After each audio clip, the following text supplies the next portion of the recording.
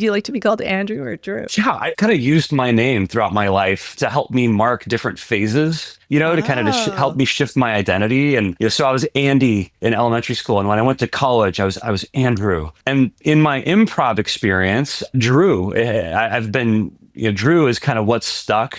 But a couple years ago, when I started on the path to becoming a therapist, I've been using Andrew in that work. Those two identities are kind of on a collision course. So I don't know who's going to win, Drew or Andrew in the end. I love this. But Okay. That's my... Okay. I love that. Okay. And what would you like me to call you? Let's go. We'll go Drew. We'll go Drew. Okay. Yeah. Okay. Sure. Okay. I love it.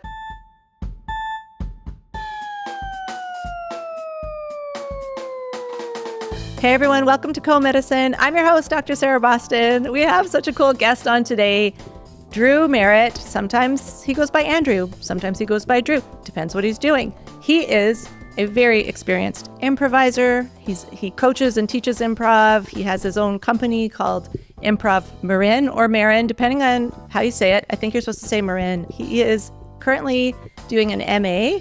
And as an intern psychotherapist, he will soon be a licensed family therapist. He's a musician, he's a coach, he's a graphic illustrator, he's a medical illustrator. What? This guy's amazing. He combines improv and therapy in a very interesting way. We're going to get into it. Just a little warning, we really nerd out about improv in this episode. I don't know what happened, but he just really spoke to all my nerdy improv tendencies because I really love talking about improv, it turns out. Anyway, I hope you guys love listening to nerds talk about improv because here it is in this episode of Co-Medicine.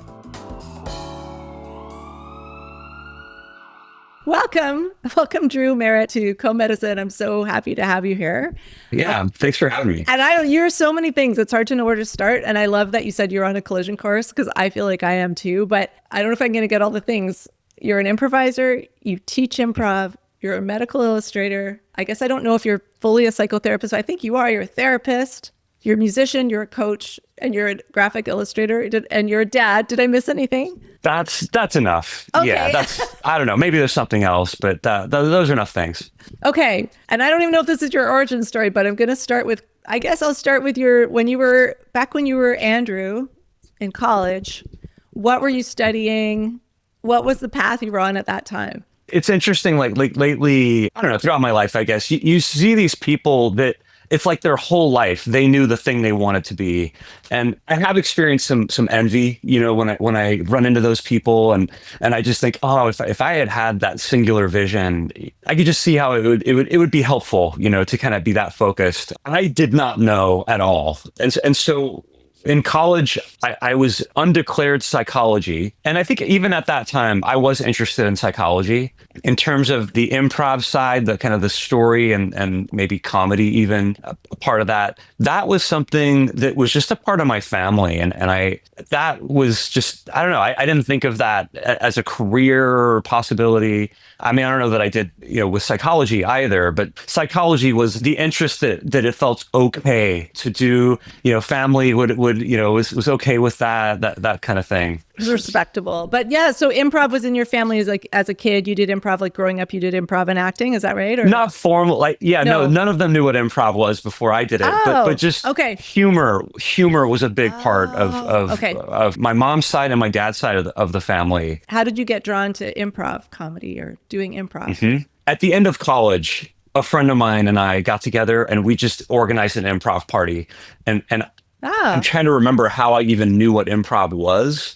I think maybe I had seen a couple of episodes of Whose Line Is It Anyway? Yeah. And so when I connected with this friend, we just thought it would be a fun thing. We had zero training. She had a book and we just organized this party. I wish we had recorded it because I bet we were terrible, just knowing what I know now, I think it would be really interesting to see what I did. But I did that and then nothing came of it. I thought about doing stand-up. I dabbled a tiny bit. But I don't know, I just liked being kind of playful, generally playful in conversations. And I was engaged briefly. And when we broke up, that was as can happen, your social life, takes a drastic change. We had a lot of shared friends, and in that vacuum, trying to kind of rebuild the social life, that was one thing I thought about. I thought, oh, I really enjoyed that. And so I found some classes and basically just started taking classes, and it became a huge part of my life.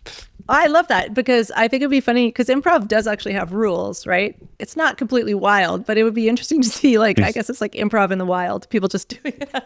It's fun. Yeah. I mean, as a beginning, as an improv coach, I'm introducing a lot of people to improv, and, and different coaches, come at it different ways. I often say, instead of rules, I would say they're tools. Okay. Because I think there's a lot of exceptions. I think the idea of a tool a rule is very helpful. It's super helpful as just a cognitive thing to hold on to. And I think as you continue to do improv, you realize that maybe the rules just kind of help increase the chances of a scene going well with a partner. Okay. A breaking of a rule, it doesn't necessarily mean all hope is lost. And in fact, I would say when we're improvising, it's good to have scenes that don't work. It's good. That's a part of what makes it, a risk and a daring thing to do. Oh, I kind of like that, because I dabble. I would say I do stand up, but I dabble in improv. And I get stressed that I'm not going to be good, or a good partner to someone. And then I've done scenes where I'm like, oh, that didn't go well. I wasn't good enough for them, because I will improv. I'll do improv with people who I really respect and I know they're great at it. And then I'll do a scene and I'm like, oh, I bet they're really sad that they asked me to do that with them, because it didn't work, and but maybe sometimes it just maybe it was me, or maybe it just doesn't work sometimes. So you just made me feel a little bit better. It's sometimes it doesn't work. Yeah, 100%. And my hope I feel this now when I play with anybody, whether they're beginners, whether they're doing wrong, I'm making, quotes right now. I think things are only wrong if you just stop trying to work with it. If something maybe goes in a direction you're not expecting, say, in a scene, I think it's an opportunity. And it's certainly easy to kind of take the blame, especially if you've broken a rule. Yeah. It's easy to go, oh, yeah, the scene tanked because of me. I did this thing. And I guess in a way that could be true. People are if you did a thing and then the scene didn't work out. But I always am looking to try to help my partner. And if they do something, if they say no to me, right. If I make some offer and they say no to it in a scene, I imagine some improvisers would get very annoyed in that moment, and for me, as long as I've done this, I still have the capacity to say no in moments. Yeah. I think improv really engages us with what we feel safe enough to do in every moment. And the longer you do improv, I think that the more you grow your capacity for some danger. And so I just really enjoy playing with people. And when I hear a no, or I hear something, I just think, okay, well, let's see what we can do with that no. Oh, that's great. That's next level, right? Because usually it's just you just shut me down. Now the scene is going nowhere. Yeah. So it's oh, I'm going to rise to the challenge of someone not yes-anding me. So, okay, you talk about tools. I don't know if you can answer this or not, but what are a couple of the tools that you think are most important that you try to give your students or anyone who's starting to do improv? What are the tools you think are most important? This might not be in order, but this is the first one that came to me because I feel like this one is something that I've landed on. And it's a little bit long, but I wish I could come up with a catchier version of it. But it's basically at any moment, when you're doing a scene, just make sure your partner knows that you heard what they just said. Oh. That to me has been really a really useful way to look at creating scenes with partners. Just make sure your partner knows you heard what they just said. That one's huge. And it's not always what I lead with beginners. There's some other, there's some kind of say yes and there's some other, I think, useful tools, for folks, but that's been a big one. And then the other one, I guess the phrase is make your offers bite-sized, something that improvisers often do. So we're often looking for ways to stay safe, when we're improvising. And for some people, staying safe means you don't say anything, because then you're not going to say anything wrong. Right. If you don't say anything, right?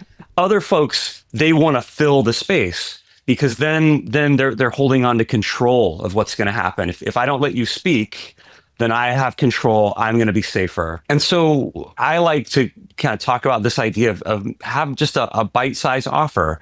And that helps the person who's afraid of saying something wrong, because you're just saying, well, you say a little bit. You don't need to say a lot, And then for the person who talks a lot, or, they want to kind of hold on to control, this idea of just saying one thing, it helps everybody in the scene kind of have a better idea of what to do next. Because if I say 3 different things to you, then you're like, you have to take in the 3 different things. You have to try to say yes to all those 3 things. And often what'll happen is we'll just stop listening to each other, and we go off into trying to do the one person show, or trying to like say something funny constantly. And so just like a bite-sized offer, that's an idea that's been helpful. In context too. We're kind of talking about improv here, but in context, that's helpful. I love those. You know what? Those are like the 2 best pieces of advice I think I've heard about improv in a really long time. So thank you for that. Oh. I'm going to put that right here. And even the one you said about, I'm going to call it, I hear you. That's what I'm calling your tool. I hear you. Yeah. I was like, that's good for life. That's good for work. That's good for partners. Like, you know what I mean? Yeah. Like in a relationship, you're having a conversation with your partner, and I just thought about that. I'm like, make sure they know that you heard what they said. Marital advice is happening. Okay, this is where the crossover. Yeah, I mean, this is segueing into my next career here as a therapist. I think it's a good segue. Okay, I feel like we're missing things. We might have to go back, but that's okay. We're improvising. We can go back. We can do whatever we want. Okay. All right, great. Okay, so you've been doing improv, and then you're teaching improv at Improv Marin. Is that right? I know you've been in a lot of improv groups, so you've done a lot of improv over the years. Yeah. But lately I founded and I'm leading Improv Marin, because we're in Marin County, California. Okay. So it's Improv Marin. Okay, sorry, I said it wrong. I said it like a Canadian. I called it Marin. I mean, if this was a scene, if we were doing a scene right now, I would just say Improv Marin for the rest of this podcast. Can make you look good. Even though it's your it's company, Improv Marin. It's where you live. Improv Marin. It's totally improv. Yeah, I live in Marin County. I've always thought it was Marin. What is it? Is Marin? Marin. Okay. Yeah. So Improv Marin, and you guys teach improv classes, all kinds of improv. What else is going on? What's happening there? Yeah, we're doing a lot. So we teach improv classes for the public. So beginning, intermediate, advanced. We're not a huge organization with 10, 50 classes, but we are doing all levels. And we're also doing some improv in some local treatment facilities. So some improv-based treatment groups. Okay. We've worked in rehab, like short-term rehab, and then another kind of inpatient mental health organization. We've been going in there. We're getting ready to do some shows and classes at a senior facility here in San Rafael. And actually, we have gone into memory care units for seniors and done some improv there too. It's just fun, right? But there's also a lot of really great applications and groups of people that can really benefit from this practice. Okay, let's talk about that, because that's fascinating. So I don't know, I guess you can pick one or talk about all of them, because they're probably all a little bit different, going into a rehab facility versus a mental health care. You mentioned couples earlier, and I think a common thread, whether I was doing improv at a rehab facility, at an inpatient psychiatric clinic, at these memory care facilities. I think that it really boils down to is being heard. I think that's been something really that has lit people up, and I think especially in the treatment facilities, because, whether it's, in recovery from addiction, or other kind of mental health issues, it can be pretty hopeless, and it can be a time where you feel really separated from others, and maybe even hard to convey what you're going through. And the part of improv that really focuses on listening and on building on your partner's, idea and being heard and seeing what you bring kind of as a gift, that I think has really been core to the value and to the delight and the healing, I'll say, that, people have enjoyed from this.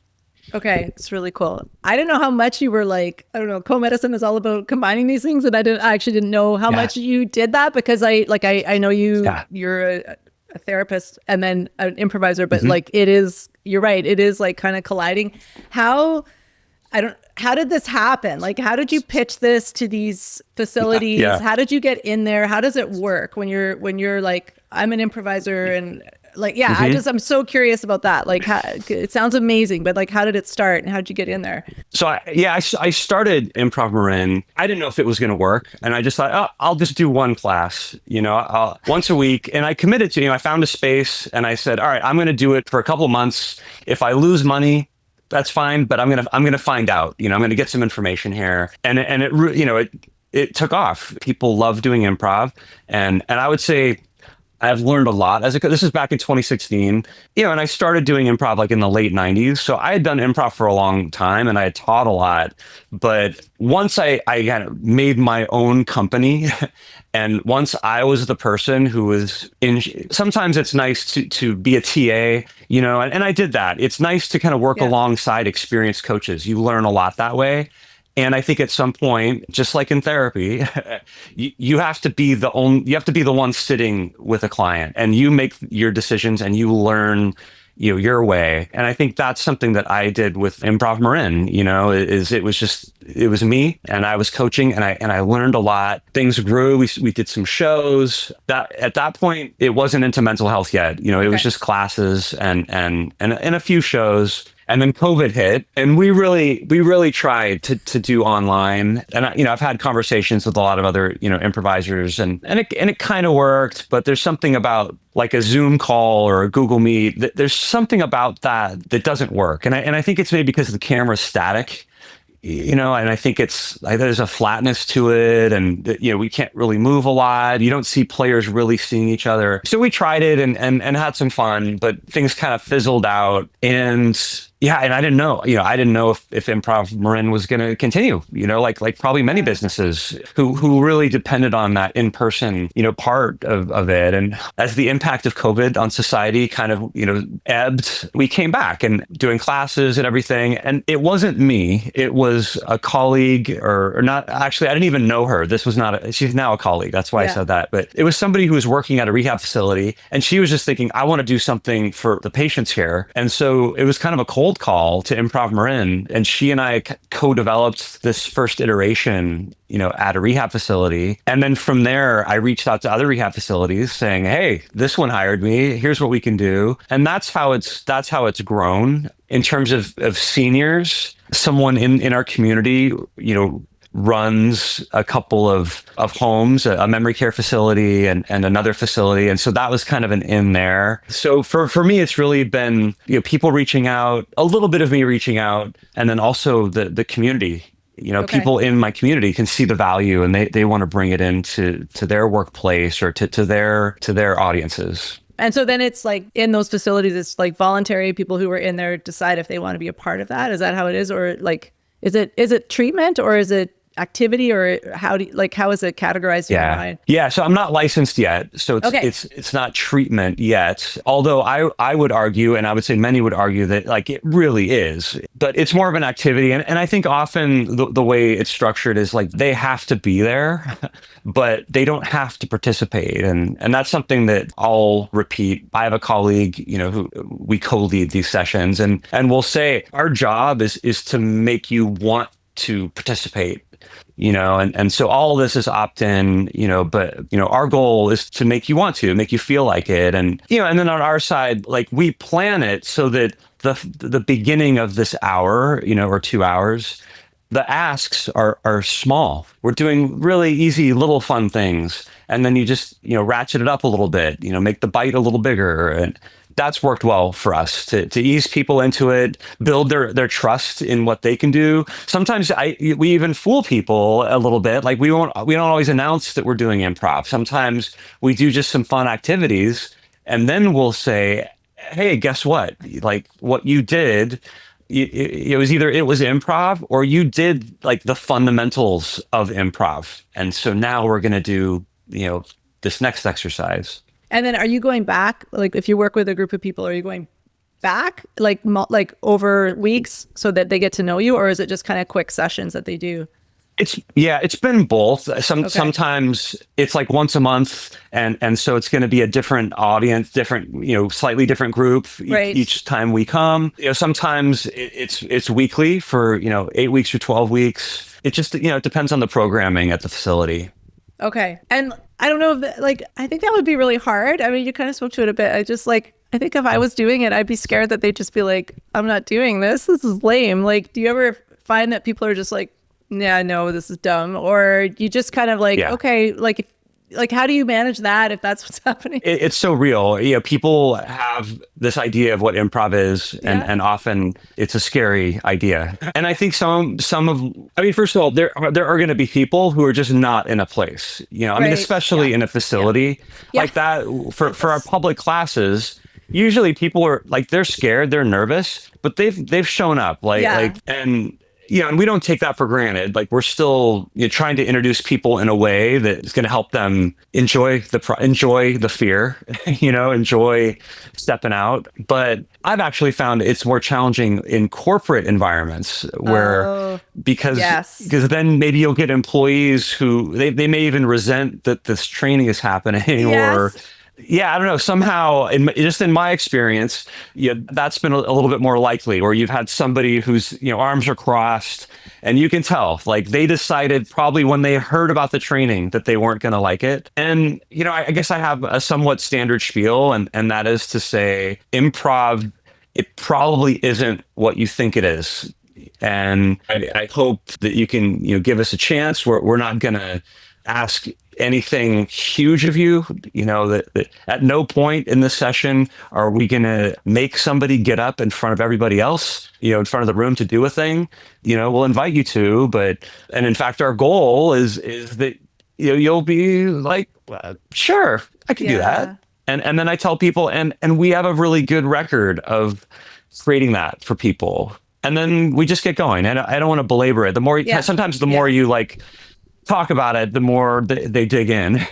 Yeah, I mean, that anxiety is real, right? Regardless of the group of people, like a group of students in a class or corporate environment, or, I mean, I don't know, but like people have that fear of, I don't want to get, not me, because, I do stand-up comedy. I'm not normal, but I think because I'm always fascinated when people have that fear. I'm like, oh, you're afraid of that? But people are afraid to be silly or make a fool of themselves in front of people, or that they're gonna be made to do something they don't want to do, or they don't know what improv is, or they think it's dumb, or whatever people think about it. I don't know, but yeah, that's really cool. I can appreciate the corporate comment too, because I think people, some of them would have been kind of like, even though I think it's cool to bring that in, but I think some of those people have been kind of forced to be there, and this is their team building exercise, and they're just like, this is not for me. Okay. This is a quote from your bio that I hope I don't mess it up, but I wrote it down because I thought it was cool.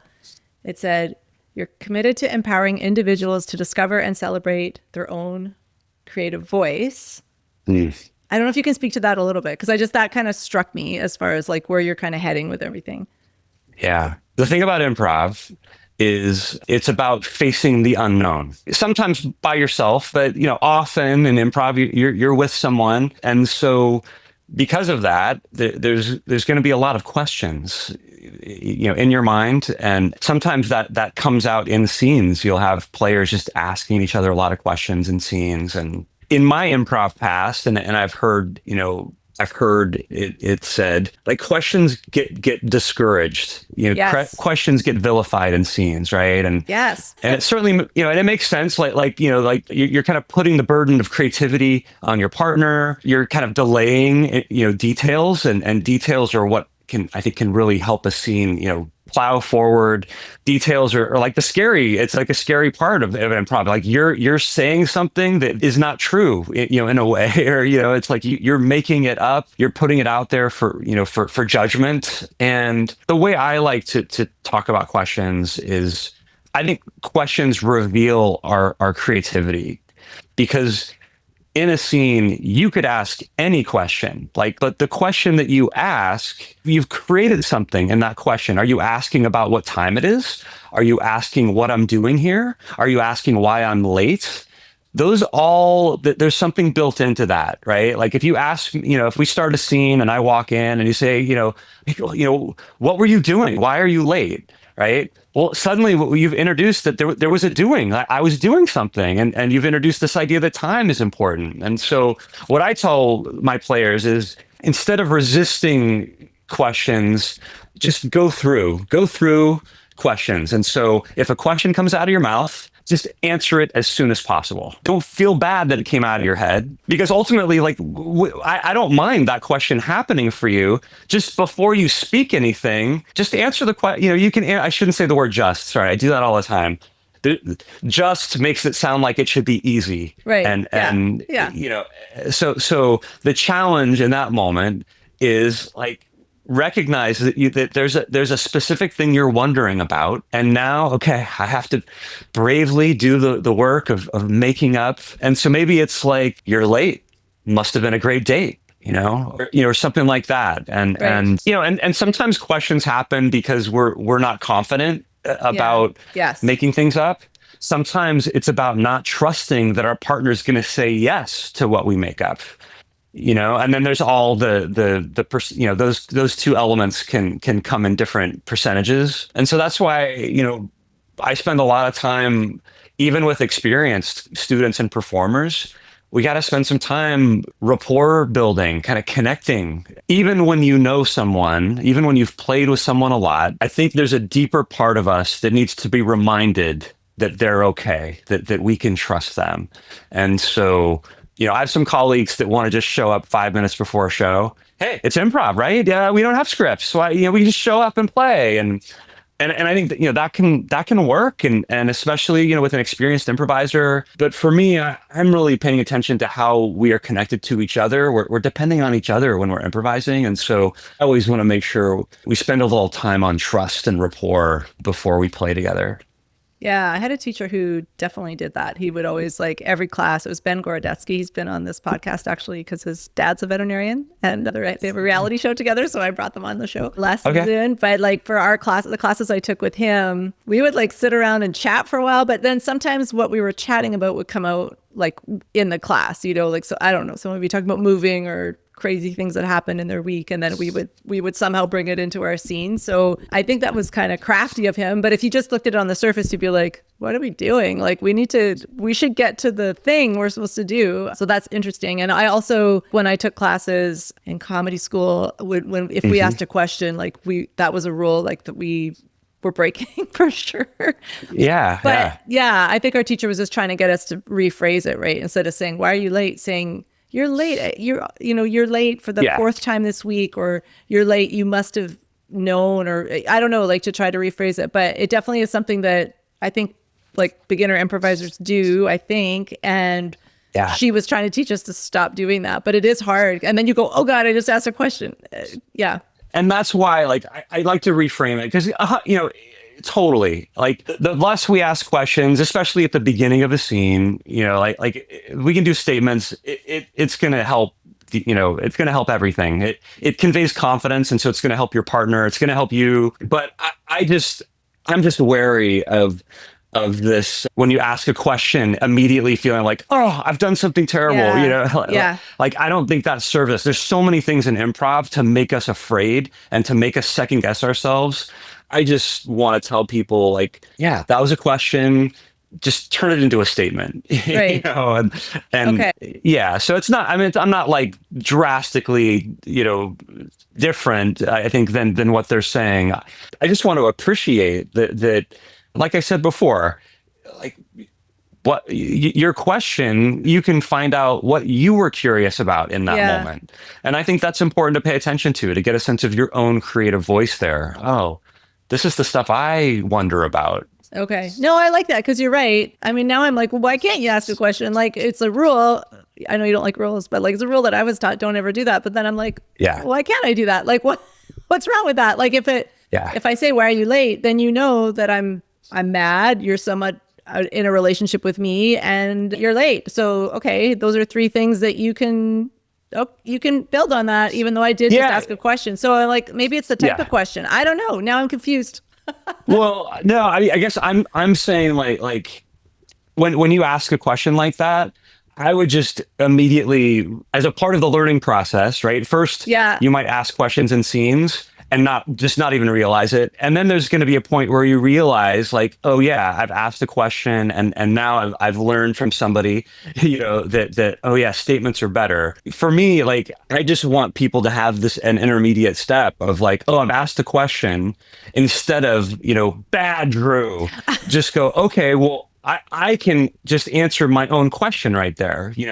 I can provide that in my next sentence, So and that way over time, you just get faster at it, and then when you think of the question, I mean, at some point you don't even think of the question anymore, right? You're just, having an idea what's happening. But in that in between time, when the question comes first, let it inform you, and you're still doing the creative work, but there's some clues into how you can kind of add more detail, by yourself. And then if I'm playing with somebody who is asking questions and they have no idea that, that when you ask a question, it can kind of erode the confidence, in the room. Right. If they don't know that, then I'm just thinking, okay, fine. Like, but I just am going to try to answer that question as quickly as possible so that we can move on. Like, let's get to the details. Okay. So as the other person in the scene, I'll say made a mistake, but may or may not be a mistake, but I made the mistake of, because I'm green or haven't improvised for a while, and I just then I ask you a question, you're going to take that as an offer. You're just going to quickly be like, you're not going to judge it. You're just going to be like, okay, there's a question. That's information. I'm just going to answer that. We're going to move on to next thing that we're doing. So, okay. That's what I coach, and that's what I aspire to do personally. And, what you'll see is somebody will answer a question with a question, Hey, why are you late? Why do you want to know? And it can be kind of clever in a way, and there can be some entertainment in watching people avoid answering questions. But I think that's limited, right. And it's just so much more rewarding when we get to those details, and those details actually help you improvise so much, right? Instead of like, infinite things that the scene can be about. We're kind of narrowing things down, and that's like some of the heavy lifting of improv. And so if it's heavy lifting, we're going to try to find ways to not lift that, and we're going to ask a question. Absolutely.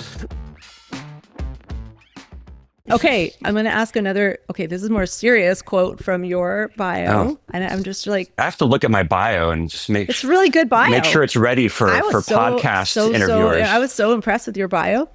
Okay, you have a passion for exploring the depth of human emotion and truth through theatrical improv while embracing its comedic magic. Like, I feel like that is like your collision course. So I want to talk about that.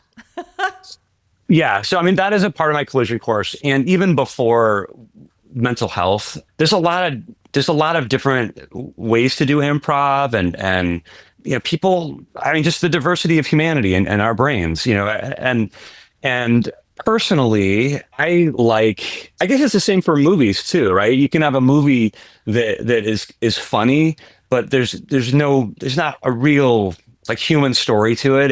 It's just really, straight comedy, and those can be fun, but I prefer comedies where there's some real human truths, and emotions under it. And it's something I tell my students, like, if you're just going for the gag all the time, if you're super witty, if you like, you might be able to get away with just feeding the audience constantly.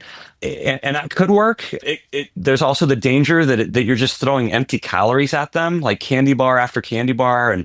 And so what I coach is, hey, let's try to be good actors. Let's try to really listen to each other and go to like real emotions.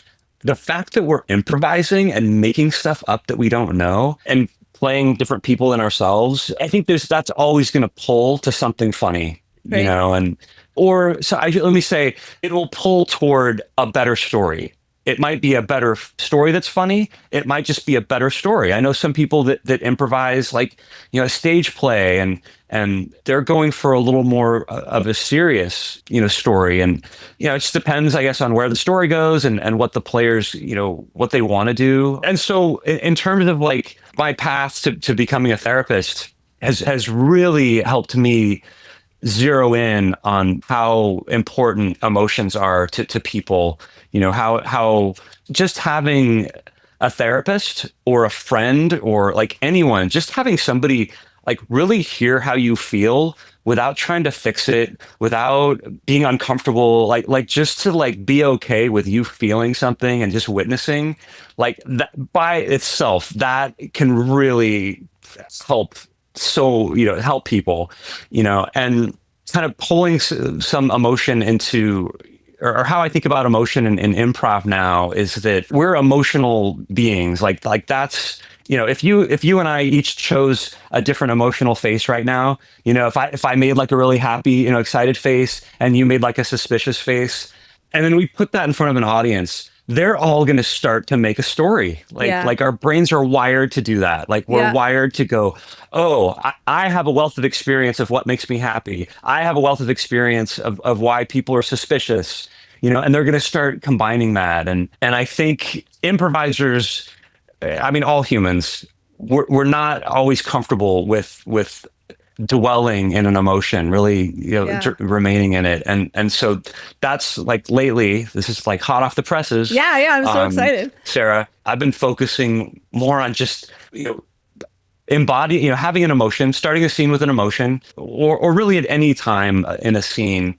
to just kind of connect with like, how am I feeling? And then to not be in a hurry to get it to change that, and if I'm starting a scene and I'm crying, maybe I want to give all of my partners in the wings, I want to give them an opportunity to build on my offer.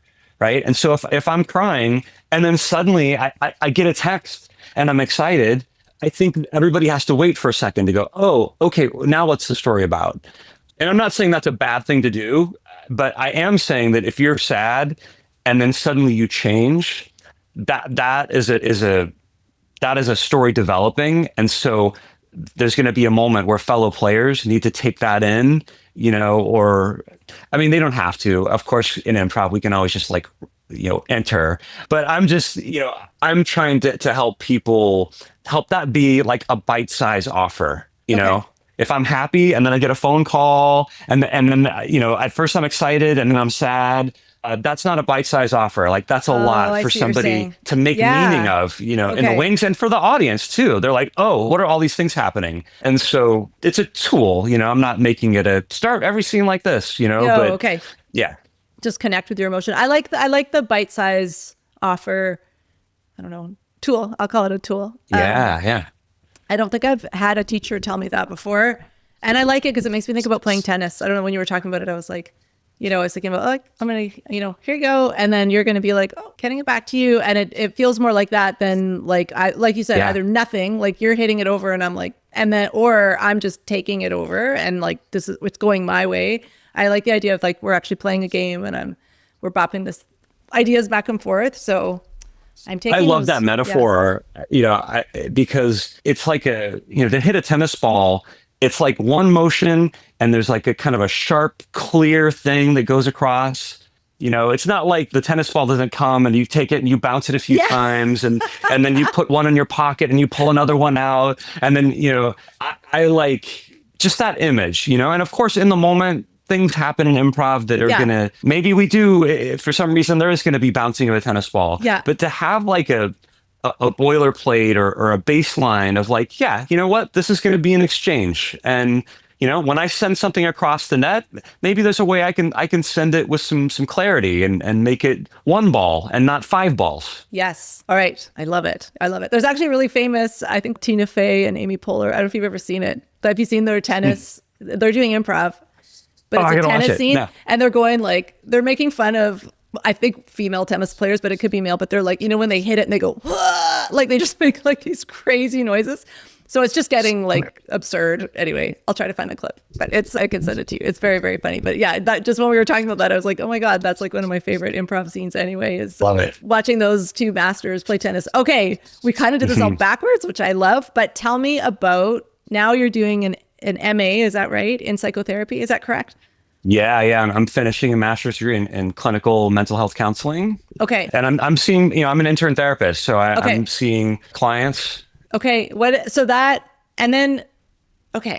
So you're seeing clients, and then when you're finished, you will be I think you're my third I'm going to therapist. be, yeah, I'm going to be a marriage and family therapist. Okay. So an MFT.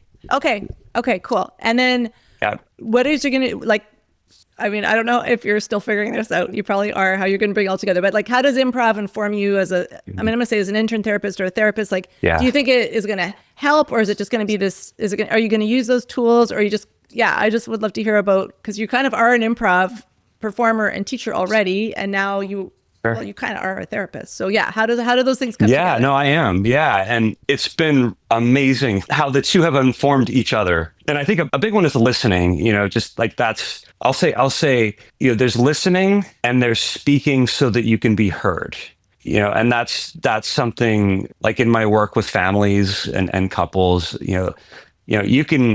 it's important to express yourself and express, your needs, or you can say things in a way that it probably won't get heard,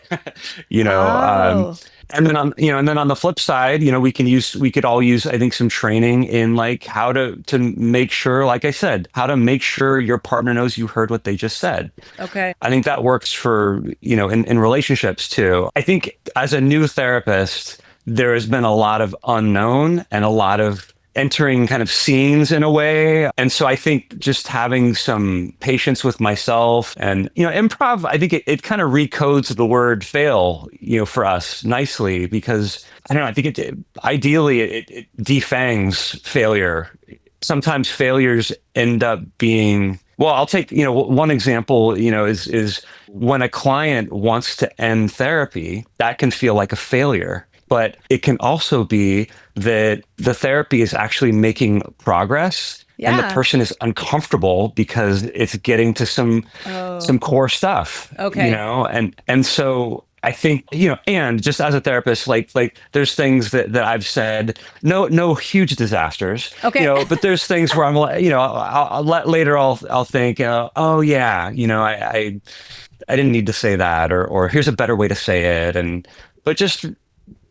I think improv has helped me feel like okay about being a learner, and and then I think just I kind of spoke to the other direction.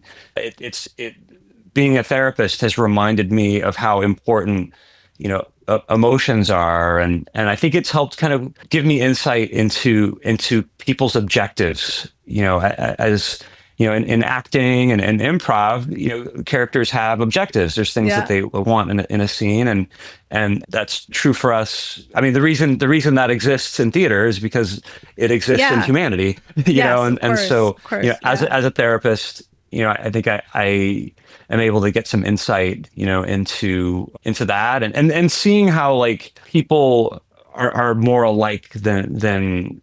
We're very alike. We all have unique experiences, and we make unique meanings from those experiences, and there's also some commonalities, and how we struggle, and how sometimes we can be ambivalent about change. There's a thing that you really want, but you're doing these things that make that not happen. And I don't know, I have to trail off there because I don't know where I was going with that. No, that's okay. That's really cool. I find that really exciting. Do you ever like, I don't know, this is a weird question, and I know you're new to therapy, so maybe but like, do you ever feel like you're setting people up to do a scene or a game? Does that make sense? Like, do you ever have a family and you're like, okay, let's try this thing to try to get people talking? I don't know if that's a weird question, but I just wondered. Yeah, I could see maybe doing that in the future. Okay. Right now I'm early in my journey as a therapist, so I don't know that I'm doing any stunts yet, Sarah.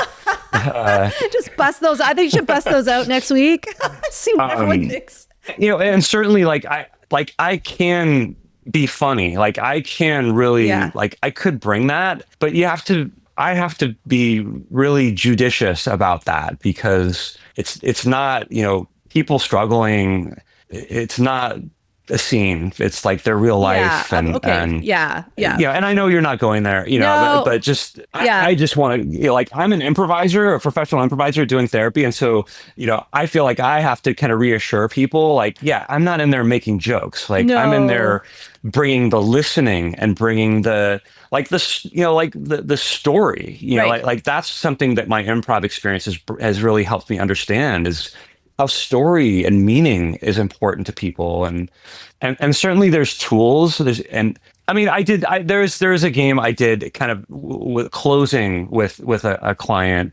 There's a game, maybe you've played it. It's like you make up word at a time wisdom. Or word at a time stories. Yeah. And so that's something I did do with a client, kind of, so I don't know, I tried it as just like a co-created thing for them, for us both to take away. And then, and I will add, like, so I don't know that I have really brought, I mean, aside from the work I'm doing in like the group, in the clinics, right? Like that's a lot of improv, but in my one-on-one stuff, I'm not really bringing improv in there. No. And I would say, like, I'm not bringing like my client stuff into my improv. Like, right. It's interesting. I would have thought that would just like come out, but I think maybe it's like confidentiality is so drilled into me, and it's such a different world. Like I really get into a different space when I'm doing therapy. I think it's not something that I've brought out with me into my other parts of my life. No, I can really relate to that, because a lot of people ask me all the time, like, do you make jokes about being a veterinarian? And a little bit, but honestly not. Like,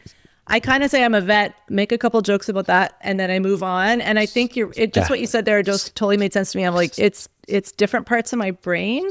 And I like, there's the confidentiality, there's the like, I don't know. I don't know what it is. I also, sometimes I'm like, it's not that funny. Like, I'm taking care of people's animals with cancer. It's really horrible for them. It's really expensive. They're really stressed. I'm like, sometimes there's moments that are hilarious, but it's not about, like you said, like, that's not funny, but there'll be something funny because there's animals involved, or some, I have a client who's funny or whatever, but it's just, as a whole, it's not like so funny. There's always dark humor in the back, because veterinarians are like that. We're all a bit dark, but it's just, I don't know. I like it to be separate a little bit. Like, I kind of like it to be, so it's weird, because it's like things come together, but then there's other parts of you that you're like, I don't know, like, it's, as I don't do like a whole set on being a vet, because I don't really want to either, to be honest. Like, I mean, it does inform, like, often we'll do therapy scenes, and of course, before being a therapist, a ton of scenes where the therapist flirts with the patient, or, right. There's all these things that like, we all think about, therapy. And now that I've done it, I realize like how rare, that is, and how rare and like terrible yes, it is. Yes. But also, I think I've enjoyed being able to bring a little more reality, to those moments. And then when it does become something that is very much not therapy, to still enjoy it, and I don't know, sometimes I think some of the funniest stuff is it's like very true to, being a vet or being a therapist or being a mechanic, but there's like one thing that's really off about it. There's one thing that like, that would never happen. Yeah. But the players still like, you still go with it in this bizarro world where, both are true. I think those can be really fun, scenes. Yeah, that is awesome. Okay, well, and then, I know you've been generous with your time, so I just have a couple more questions. This one is hard for me because you're almost in reverse, because a lot of people have their medical career and then they veer into creativity, but you kind of are creative, and then you've kind of veered into something more serious, and that you're going to be a fully licensed therapist. Are you going to keep, is Improv Marin, I said it wrong. Improv Marin, is it going to continue to exist? Is it going to continue to be something you are doing and being a therapist? Are you going to try to do both worlds, or how do you see things going in the future? Yeah, this is the question of the hour. Oh, okay. And I'm thinking that both will continue. I could see like some potential challenges, or what I haven't had yet is a client say, "Hey, I looked you up. Like, oh, you do this," and and when that comes up, we'll talk about it. I don't see, that being a problem, but I'm only half of that, that moment when that happens, the client's gonna have an opinion about it. I would just want to reassure people that just because I love laughter and I love, funny stories and improvisation, that doesn't mean that I take therapy and being a therapist like not seriously, and I don't kind of take people's pain, seriously and compassionately. I think I'll continue to apply improv in therapeutic contexts like I've been doing. That's been really rewarding and for me, but also I can see it in the participants, and when I'm an associate and when I'm licensed, I'll definitely look to making that more of a treatment, formal treatment, modality. Yeah. I think that's going to be amazing. So I look forward. I'm going to keep my eye out for that because I think it's really, really cool. Right. Okay, we're at the last question. And you may not know this. I asked the same question. We're in 6 seasons now. I have been trying for 6 seasons to get Dr. Ken Jeong to come onto my podcast. So far, no. Got close. Still a no. Could you please... You're just talking to Ken now. You're not talking to me or anyone else. Could you just please invite Ken to be a guest on Co-Medicine? Oh, yeah. Dr. Ken, Sarah's been waiting a while, and I think she's asking really nicely. I had a great time this hour. Sarah's a great listener. Dr. Ken, come on the blog. Come join the Co-Medicine blog. Join the list of folks. They'll treat you right. All right. I think that's going to do it. I think that's going to be it. As soon as it's airs, Ken's going to call, and then I'll call you and let you know that it worked. So thank you so much for your time. I loved meeting you. I wish you were closer because I would come to your classes because I think I think I like the no rules. I think it's good. I would love to be there. Good luck with everything. Keep us posted on how everything goes. I can't wait to see what you do next. And thank you so much for being here. It was my pleasure. Thanks for having me on Co-Medicine, and nice talking to you. And I hope you get Dr. Ken. And if you get him on, you need to ask him to invite me back. Okay. Done. All right. Okay. All right. Take care. All right. Bye. And that wraps up another episode of Co-Medicine. Thank you so much for listening. It is great having you here. If you have been listening to Co-Medicine from the beginning, thank you. If you're new to Co-Medicine, thank you and welcome to our Co-Medicine community. It is wonderful to have you here. I want to just give a shout out to Mark Edwards, who wrote the music for Co-Medicine. He's a comedian, an actor, a musician. He's going to be famous, you guys. And then you'll be like, is that the same Mark Edwards? And I'll be like, yeah, he's my friend, you guys. I know him. And he wrote the song. He's amazing. Also, big shout out to Dustin Bays. Thank you for editing the show and producing it. I appreciate you because I don't know how to do that stuff and I don't want to learn. Yes, it's willful ignorance, I think, at this point, but I'm so glad Dustin is here with me, helping me out with the show. And thank you for being here. If you enjoyed this episode, please like it, share it, do all the things, review it. If you're a sponsor or a potential sponsor, call me. That would be great. If you don't like the show, I don't know why you're still here.